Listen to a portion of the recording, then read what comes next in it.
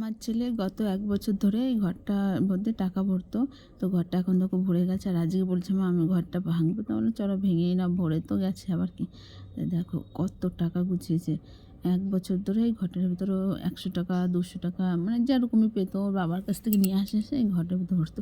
ও না আগেও একবার এরকম একটা ঘর গুছিয়ে তাতেও প্রায় ৳১১,০০০ মতো গুছিয়েছিল। ও প্রায় এরকম ঘট ভরে। এটাও ভাঙা হয়ে যাচ্ছে, তো এরপর আবার ওর ঘট এনে দেবে, সেটার ভিতরে আবার এরকম ভরবে। ওর ভালো লাগে ঘটের ভিতর টাকা ভরতে। এই টাকাগুলো না ও একদম নষ্ট করে না। ও ঘটের ভিতর ভরে ও নিজের কোনো জিনিস করে নেয়।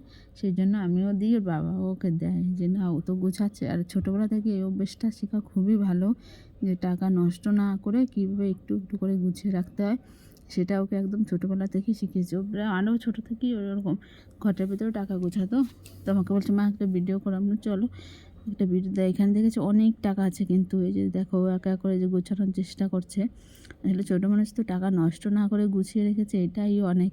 অনেকে আছে যে টাকা পেলেই খাবার কেনে, ও সেটা করে না। এই যে দেখো এখানে গোছাচ্ছে, আর আমি এই যে বসে বসে ভিডিও করছি ওর।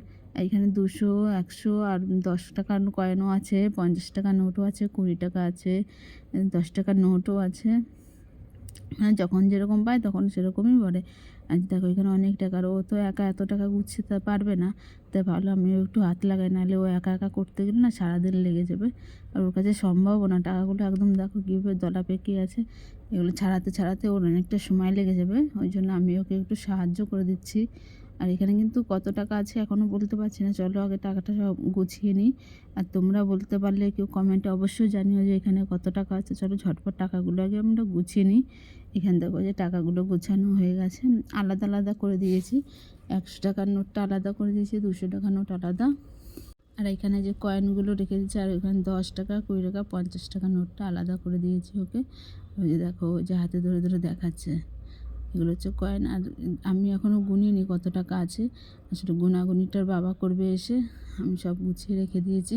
ভিডিওটা ভালো লাগলে অবশ্যই লাইক কমেন্ট করে দিও। আর কত টাকা আছে কমেন্ট করে জানিও।